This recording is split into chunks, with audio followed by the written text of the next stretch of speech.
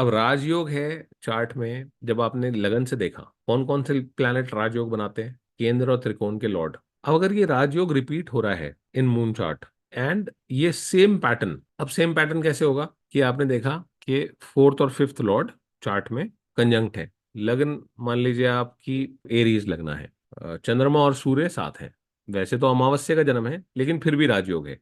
Fourth Lord fifth Lord सूर्य चंद्रमा साथ में है। अब फॉर एग्जाम्पल मून जो है वो एक्वेरियस साइन में हो गया फॉर एग्जाम्पल। अब ये कहाँ के लॉर्ड हो गए?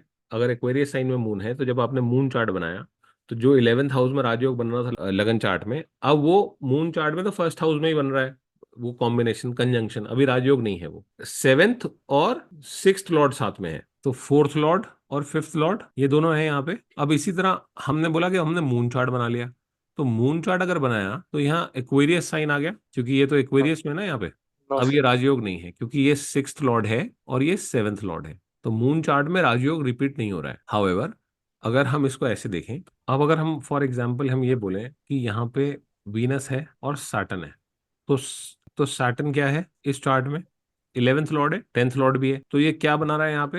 ये धन योग बना रहा है, क्योंकि अभी इनके साथ कोई त्रिकोण का प्लैनेट तो अटैच नहीं है ना, राइट। हम्म। अब यहाँ पे आपने जुपिटर भी ले लिया, तो जुपिटर कहाँ का लॉर्ड है? 9th लॉर्ड है, 12th लॉर्ड है। अब ये राजयोग हो गया, 9th लॉर्ड 10th लॉर्ड, और ये बहुत स्ट्रांग राजयोग हो गया, क्योंकि जुपिटर सैटर्न ये राजयोग हो गया। धन योग भी हुआ है, सेकेंड लॉर्ड और 9th लॉर्ड और 11th लॉर्ड। तो ये एक बहुत स्ट्रांग योगा बना रहे हैं तीनों प्लैनेट मिलके। अच्छे हैं कि बुरे हैं वो एक अलग बात है, वो आप पहले पढ़ चुके हो पोजीशन वाइज, कौन सा प्लैनेट कहाँ का रूल कर रहा है और कहाँ आके बैठा है, कैसा इम्पैक्ट है, वो आपने अलग देखा है। अभी हम योगा की बात कर रहे हैं कि योगा फॉर्म हो रहा है चार्ट के अंदर। अब ये योग जब ये यहाँ बना, तो अब ये योग कहाँ बनेगा? अब ये योग यहाँ बनेगा मून चार्ट में। Is that correct? Yes sir. तो अब यहाँ कौन कौन है? यहाँ 9th लॉर्ड है, यस। 9th लॉर्ड है ना चलो। चार्ट का। हाँ। 9th लॉर्ड है और फोर्थ लॉर्ड है, साथ में लग्न लॉर्ड है। राजयोग रिपीट हो गया, यस। अब स्ट्रांग हो गया ये। यहाँ पे नहीं था, ये जो योग था ना, ये फलित होगा नहीं होगा इसके चांसेस थोड़े कम हैं। लेकिन अगर ये रिपीट हो गया है पैटर्न, जो यहाँ रिपीट हुआ है, यहाँ तो नहीं हुआ क्योंकि ये तो सिक्स्थ और सेवन्थ लॉर्ड बन गए, ठीक है। लेकिन यहाँ पे आपने देखा तो ये वाला जो पैटर्न है ना, यहाँ पे तो राजयोग रिपीट हो रहा है। यहाँ पे 9th लॉर्ड जो था वो यहाँ पार्टिसिपेट कर रहा था ऑलरेडी, जुपिटर। यहाँ पे 9th लॉर्ड जुपिटर पार्टिसिपेट कर रहा था ना योग में, यस सर। सेवेंथ लॉर्ड के साथ। यहाँ पे क्या हुआ है?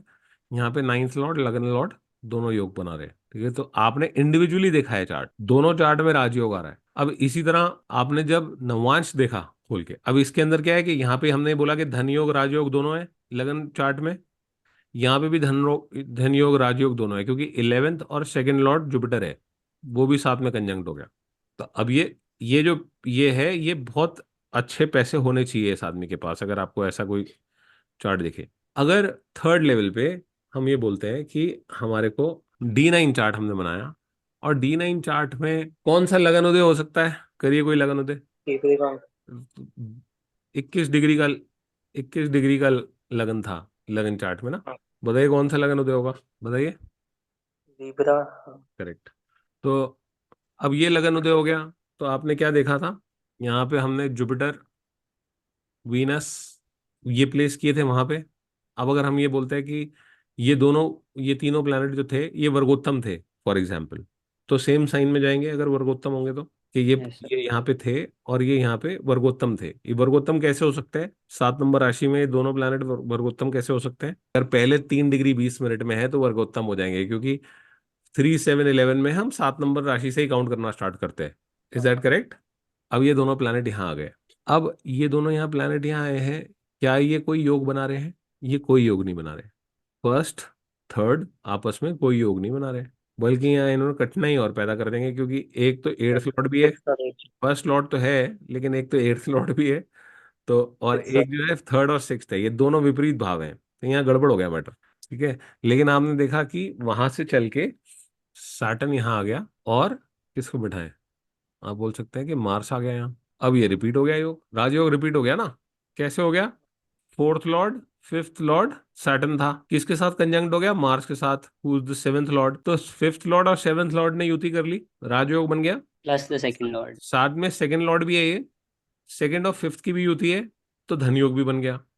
अब ये पैटर्न हो गया रिपीट, समझ में आया आपको कि तीनों चार्ट में अगर ये पैटर्न रिपीट हो गया ना, तो थ्रू एंड थ्रू आप बोल सकते हो फिर राजयोग जो है फलित होने के बहुत स्ट्रांग चांसेस हैं। तो आपको वो आदमी की लाइफ में दिख जाएगा कि अगर तीनों चार्ट में, जैसे बोलते हैं ना कि कई बार लोग आपके बोलते हैं आके कि मेरे चार्ट में जो है राजयोग है लेकिन महसूस नहीं हो रहा। ऐसा होता है ना कि किसी पंडित ने बोला था कि राजयोग है लेकिन महसूस तो हो नहीं रहा। जब हम कोई चार्ट देखते हैं तो हम कहाँ से देखना स्टार्ट करते हैं चार्ट? तो पहले तो हमने लगन देखा, लगन देखने के बाद हमने लग्नेश को देखा कि लग्नेश कैसे प्लेस्ड है, क्योंकि वो चार्ट का सस्टेनर है। लगन आपकी ओवरऑल लाइफ है, आपकी हेल्थ भी है। बाकी की चीजें तो आप ऑब्वियसली देखोगे, लेकिन उसके बाद हमने अगर प्रायोरिटाइज कर रहे हैं तो हमने बोला कि हमने फिर मून चार्ट देखा यार, मून की पोजीशन देखी कि मून के ऊपर कैसा प्रभाव है, क्योंकि आपका मन जो है वो बहुत इंपॉर्टेंट है। अगर मून अगर अफ्लिक्टेड है तो आपको पीड़ा हो सकती है। और तीसरा फिर हमने एक, अभी हम ये बात करने लगे कि एक सुदर्शन चक्र टेक्निक है